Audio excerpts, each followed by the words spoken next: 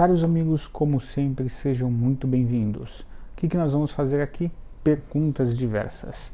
No Instagram, uma vez por semana, eu abro a caixinha de mensagens e respondo lá por vídeo. Mas ali é só até 1 minuto, então eu tenho que ser muito breve. O que eu fiz aqui? Peguei 7 perguntas que nós recebemos na última semana e vou tratá-las com um pouco mais de calma, tranquilidade, sem correria na fala, sem atropelo, porque ali tem o tempo, como vocês sabem, né? Como sempre, agradecimento por nos acompanharem, tá bom? Hoje nós vamos falar de violino fosco, sem verniz, surdinas, qual melhor marca de breu, enfim, bastante coisa. Antes de entrarmos na questão 1, que nós vamos falar de 7, podem nos enviar instrumentos, recados rápidos, de onde vocês estiverem. Só entrar em contato através do WhatsApp, que está aqui na descrição, tem até o link, né? E aí vocês podem enviar um instrumento para eu fazer o ajuste de onde vocês estiverem. Esse violino mesmo aqui foi enviado, estou fazendo a limpeza nele. Aqui eu já fiz a substituição por uma pestana em ébano africano de extrema qualidade.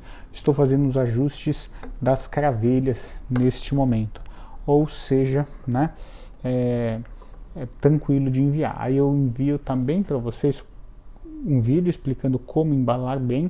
Se você embalar bem, você nunca vai ter problemas, né? E também um texto explicando, tá bom? É bem tranquilo e você já tem uma ideia de valor dos ajustes. Bom, vamos lá. Ocorre basicamente o seguinte, né? Vou falar de 7 perguntas. Essa aqui é campeã. Felipe, violino fosco, tá sem verniz, tem problema eu tocar ele sem verniz? Aí são várias confusões, são vários amálgamas e vamos esclarecer. O violino fosco, instrumento fosco, por exemplo, aqui é um instrumento fosco, eu não sei se vocês conseguem ver daí, mas aqui a gente tem um instrumento fosco, um violoncelo que eu estou trocando o espelho dele, fazendo todo o ajuste. É um instrumento fosco, né? Um instrumento fosco é diferente de instrumento sem verniz. As pessoas confundem, tá bom? Algumas marcas nacionais, não sei se ainda usam hoje, mas usaram muito violoncelo tal madeira exposta. Isso é o nome que eles deram, mas não é madeira exposta, tá? Isso aqui seria uma madeira exposta, né? O cavalete. Então o violoncelo teria, esse violoncelo aqui teria próximo a essa cor, sem o verniz, porque a coloração também se dá no verniz, tá bom? Ou seja, madeira exposta não pode, porque você vai ter problemas com a perenidade desta madeira. Porém, esse instrumento se chama madeira exposta, mas não é, tá? Então o violino fosco tem verniz. Muita gente pensa que não tem, mas ele tem verniz. Então você pode ajustar, pode tocar sem problemas, tá bom? Então não é madeira exposta, embora eles chamem assim, tá bom? Então espero que tenha conseguido ajudá-los. 2. Surdina, né? Ah, Felipe, posso usar surdina? Pode, já expliquei aqui. Existem vários tipos, basicamente são 2. Surdina de orquestra e surdina de apartamento.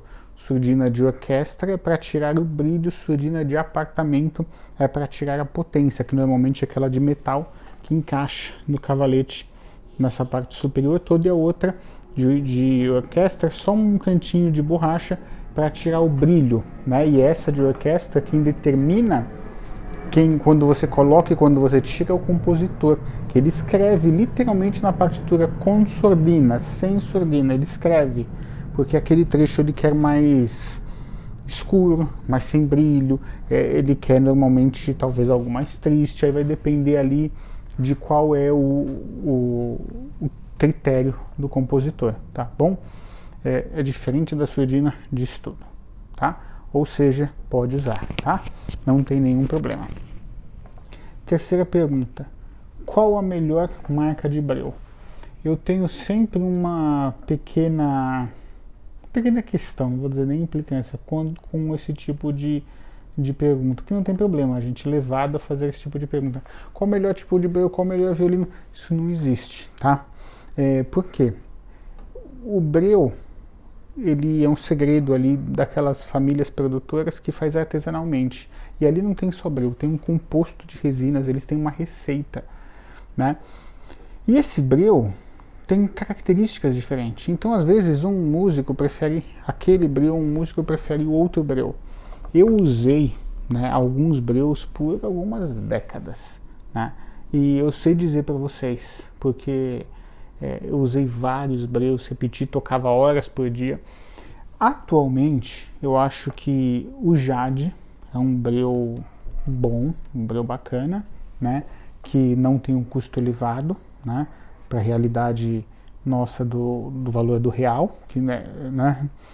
E o Andrea, que já é um breu mais avançado, tá? Que de face, para adquirir, ele custa um pouco mais do que o Jade, mas na verdade ele sai mais barato porque ele dura mais. Então a gente tem que pensar nessa questão, porque no meu interpretar, esses breus têm um som limpo, tá? Tem grandes marcas que tem som sujo, ou tem grandes marcas que tem o breu muito metalizado. Tem breus que tem pó de ouro, por exemplo, o que não é ruim se você quiser algo mais, talvez um pouco metálico, talvez um pouco mais brilhante.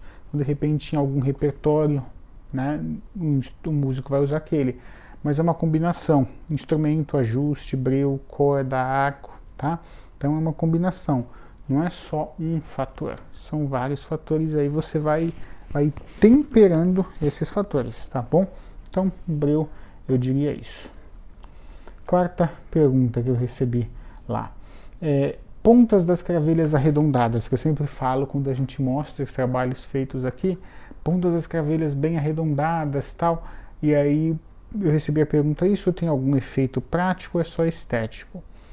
O efeito prático no ajuste da cravelha, respondendo essa pergunta, se dá quando a gente faz o trabalho aqui nela, vamos dizer assim, do grau que ela tem que estar aqui de aspereza, talvez teria outro nome, né, para não estar muito liso nem muito grossa, certinho, com o produto adequado, para tá uma delícia girar a cravelha aqui, tá muito gostoso, é fácil, né? Olha, porque está bem lubrificada, né, ela está no grau certinho, né? Às vezes é normal a primeira saída, que é a saída da inércia, fazer um k, né? Depois ela para. E se está chiando muito, aqui a gente tem que fazer a manutenção periódica, ou enfim, né? Ou seja, isso é funcional. A parte aqui, se ela estiver faceada, ela não precisa estar arredondada, né? Eu chamo essa atenção para mostrar que muitos instrumentos as pessoas falam que estão ajustados, a gente olha aqui, tá quadrado, tem marca de lixa, não sei se vocês vão ver aqui, eu ainda não ajustei, tá feio, né? A ponta aqui está feio, literalmente está feio, isso não foi ajustado, né? E também uma outra coisa, muita gente me procura querendo fazer só alguns itens da sonorização, não dá, porque aqui está ajustado, mas aqui não, é impossível, porque ninguém escova o dente, a parte de cima não escova a parte de baixo, né? Então o instrumento precisa estar ajustado por inteiro, ele precisa estar ajustado como um todo, tá bom? Enfim, vou fazer mais um vídeo sobre essa questão. E esse arredondamento que eu falo não é um abaulamento, não é uma esfera, é um leve arredondamento que eu faço. Então eu falo isso sempre para chamar atenção para esse acabamento, tá bom? Para os músicos observarem isso, que o capricho a gente mostra nos mínimos detalhes, tá bom? Questão 5. Qual corda recomenda para o violino Eagle? A recomendação de corda é feita sempre quando a gente está ajustando e tem um instrumento em mãos. Por quê? Vou dar um exemplo. Tem músicos que querem colocar uma corda no violino Eagle com uma tensão muito alta, né? Já falei aqui que existe tensão média, leve e pesada. Strong, né? Pesada. Pode, não tem nenhum problema. Eu mesmo uso no meu violoncelo cordas de tensão pesada. Não quer dizer que ela vai ficar mais dura, posso falar mais a respeito sobre isso. Só que antes de você colocar essa corda, o instrumento tem que estar bem ajustado. Como é uma corda um pouco mais tensa, vamos dizer assim, vai ter uma pujança maior, eu recomendo um cavalete já daqueles melhores. Quando o músico envia um instrumento ou vem aqui, eu passo uma lista de opções para ele escolher, desde as mais simples até as mais avançadas. Então, as mais avançadas têm os veios, né, mais densos, é uma madeira mais resistente, é uma madeira mais seca. Então, o que acontece? Uma corda mais que vai exigir mais do cavalete, eu recomendaria o cavalete mais avançado. Por isso, eu analiso o instrumento, o ajuste que vai ser feito, e aí eu recomendo a corda para o músico, tá bom? E às vezes a gente pode fazer isso por WhatsApp mesmo, quando o músico entra em contato, me envia foto, já sabe o que quer, para ele enviar a corda junto, para eu fazer ajuste, eu comprar em algum lugar e mandar entregar aqui, não tem nenhum problema.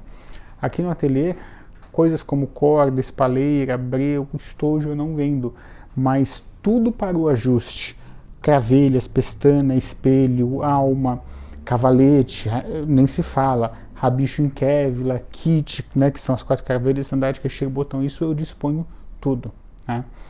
Enfim, sexta questão. Cordas ruins atrapalham pizzicato? Eu recebi essa pergunta. Sim, porque cordas ruins atrapalham tudo, né? Se a corda é ruim, eu não vou falar as marcas aqui, mas aquelas marcas nacionais que a gente tem bem de metal, tá? Não estou falando da Mauro Calisto, que é uma corda que eu acho que, para quem está iniciando, é uma corda muito bacana, uma corda macia e tem um excelente custo-benefício. Falando daquelas cordas bem metálicas, né? Todo mundo sabe o nome. Essas daí, você não vai conseguir fazer pizzicato, não vai conseguir fazer nada, tá? Não vai conseguir fazer nada nela. Então eu não recomendo essas cordas muito ruins, tá bom? E aí eu recebi uma sétima pergunta muito interessante. Felipe, o que é um violino com som escuro? É difícil eu dizer aqui. Por quê? Mostra uma gravação. Vou falar um pouquinho a respeito disso. Olha, é difícil você explicar a sensação. Como eu explico o que é a sede? Você sente sede, sabe o que é, mas você consegue explicar o que é a sede, o que é a fome? É difícil explicar sensação. Então tem um vídeo aqui de mais de 1 hora onde eu explico como aprimorar o ouvido musical, né? 5 passos, assistam esse vídeo e lá eu tento mostrar com um pouco mais de profundidade, tá bom? Eu tento mostrar um pouquinho mais de profundidade. E você vai ter uma ideia melhor do que um som claro e um som escuro. Para isso você tem que ter repertório. O que é ter repertório? Não é tocar, mas é ouvir. Tem uma base de história da música, que eu ensino ali, uma base do base, um curso de história da música que eu ministrava, era de 2 a 3 anos eu ministrando essas aulas de 2 horas por semana, né? Então é um curso bem profundo, ali é só menos do que uma degustação. Então você tem que ter repertório, ouvir, e aí você tem que aprender a desenvolver um ouvido, e você vai entender o que é um som escuro, tá? Assim não tem como eu dar um curso aqui, tá bom? Aí eu aproveito para colocar aqui uma 8ª questão que não tinha como bônus, mas que tem a ver com essa, que eu recebi também essa pergunta, eu vou fazer um vídeo maior. Felipe, certa vez eu estive no ateliê e você falou que não confia muito em gravações, né? O que acontece? Falando rapidamente sobre isso, que é uma questão muito polêmica. Não é que eu não confie em gravações. Com licença. Hoje está muito quente aqui em São Paulo. Eu ouço gravações, né, dos grandes músicos que eu gosto, do Rostropovich, que deu aula para o meu professor, Filarmônica de Berlim, Viena, ouço tudo que é música erudita, passo o dia aqui na minha bancada trabalhando e ouvindo, né, esse tipo de música. Então eu gosto de gravação, mas eu acho que a gravação ela não é um método tão confiável para você saber o que está acontecendo ali. Ele é o melhor que nós temos.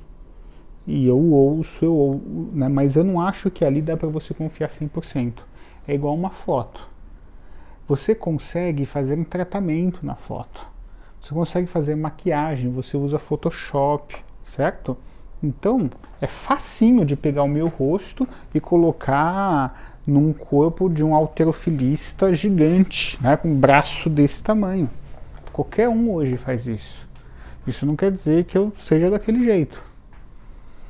É a mesma coisa o som. Você pode fazer um Photoshop no som, né? Tirar desafinação, tirar um caminhão que passou ali fazendo barulho. Se a orquestra tocou 5 tomadas, se tocou 5 vezes, você pega os melhores trechos e faz uma combinação. Ou seja, o que está ali aconteceu, mas não é 100% real, foi feita uma edição. Tá? Então, às vezes as pessoas falam assim, eu ouvi uma gravação daquele violino que eu vou comprar. Legal, não estou falando para não fazer. É uma referência? Ajuda, mas não é o melhor que a gente consegue? Mas e se aquela gravação foi tratada? Entenderam? Então, por isso que eu falo assim, a gravação, ela é legal, possibilita coisa que a gente não tinha antes, que é ficar, por exemplo, antes você tinha que ir até o teatro para ouvir a Aida de Verdi. Hoje eu assisto aqui, estou aqui trabalhando ouvindo ópera.